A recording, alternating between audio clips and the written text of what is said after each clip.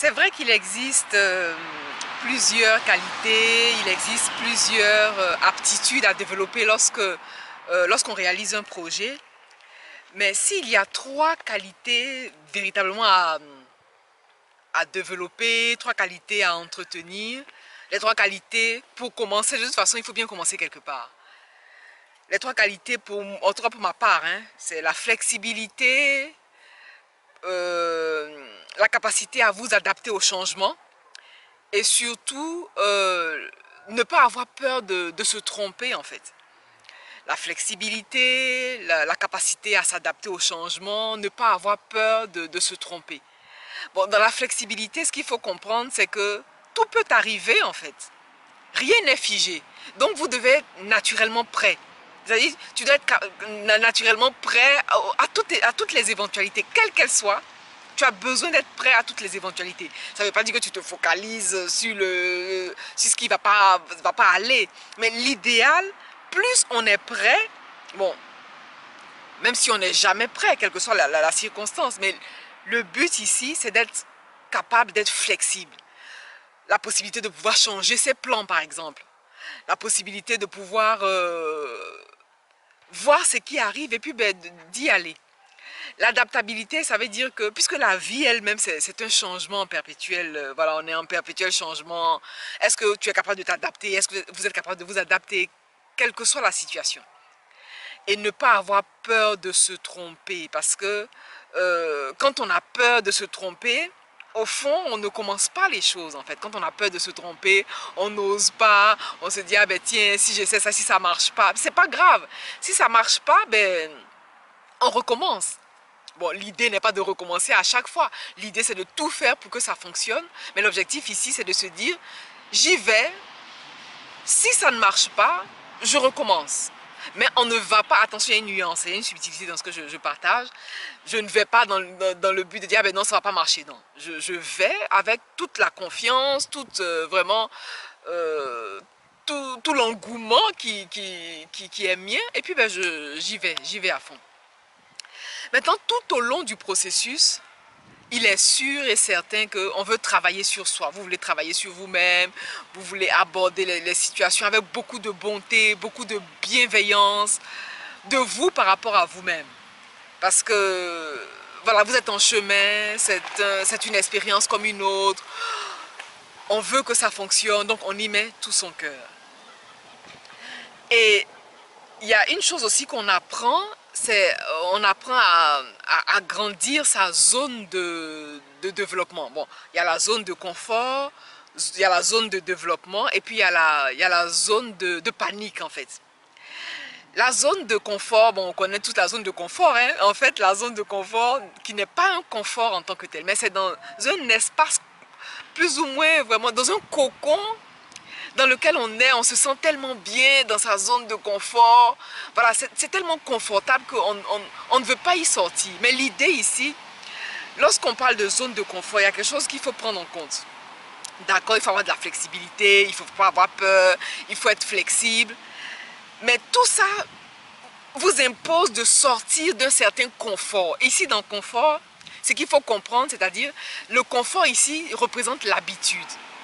Vous avez l'habitude de faire certaines choses d'une certaine façon. Sortir de votre zone de confort va vous imposer d'élargir en fait cette zone de confort.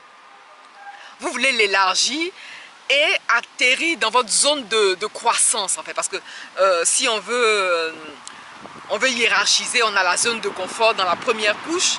Après la zone de confort, on a la zone de croissance. Et après la zone de croissance, on a la zone de panique.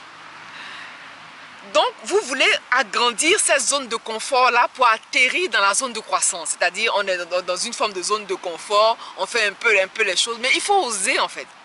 C'est la raison pour laquelle je disais tout à l'heure, il ne faut pas avoir peur de se tromper. Alors que lorsqu'on est dans sa zone de confort, dans ce cocon-là, on a peur, on n'ose pas, il faut oser justement. Et donc l'objectif sera d'aller chercher cette zone de développement, là où vous êtes capable en fait, là où vous êtes capable. Et d'ailleurs, vous êtes capable de se dire, ah ben tiens, je suis capable d'y arriver, je suis capable de le faire. Et ce qui va venir vous challenger, c'est des choses que vous n'avez jamais, voilà, des choses que vous n'avez jamais faites en fait, c'est sûr. C'est ce qui va venir vous challenger, va venir vous demander un petit effort. Et surtout dans ce petit effort, on veut respecter son humanité. Parce que par exemple, moi, ma façon de passer à l'action n'est pas la même que vous, votre façon de passer à l'action. Et donc, l'objectif, justement, c'est la raison pour laquelle on fait tout ce travail. L'objectif pour vous, c'est de déterminer, vous, quelle est votre capacité, en fait, à quel moment vous passez à l'action, mieux vous vous connaissez, vous faites les choses selon qui vous êtes. Et plus vous faites les choses selon qui vous êtes, c'est comme ça que vous allez grignoter cette zone de confort, essayer de l'élargir et arriver naturellement dans cette zone de développement. On ne veut pas aller dans la zone de panique parce qu'une chose est sûre, le cerveau fonctionne de telle sorte que si vous posez une action dans cette zone de panique, d'accord, on veut se challenger, mais on ne veut pas non plus faire des choses vraiment qui vont nous mettre mal à l'aise, des choses qui vont nous fragiliser, d'accord?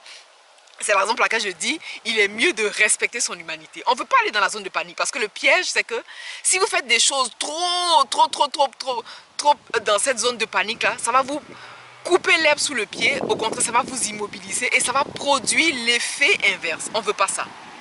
Et donc, comme nous, on veut vraiment fonctionner différemment, on veut atteindre vraiment ce niveau d'action qu'on n'a pas l'habitude de poser, on va aller chercher notre état d'action dans cette zone de développement. C'est de vous demander, par exemple, qu'est-ce que vous êtes capable de faire? Quel est ce petit pas que vous êtes capable de faire? Et oui, vous êtes capable de le faire. Et donc, c'est d'identifier cette petite chose, aussi minime soit-elle, et de poser l'action qu'il faut. Et comme j'aime régulièrement le dire, notre plan tel qu'il est nous impose l'action. C'est-à-dire, vous aurez beau écouter des stratégies en vidéo, vous aurez beau écouter des tips, vous aurez beau écouter des conseils, tant que vous ne passez pas à l'action, tant que vous ne vous mettez pas en action avec le corps, avec tout ce qui va avec, rien, absolument rien ne pourra arriver dans votre expérience en fait. Et donc, donnez-vous cette occasion vraiment de passer à l'action. On reste dans cette zone voilà, on reste dans cette zone où on a cette croissance, où on est capable vraiment de le faire. On se challenge et puis ben, on pose l'action.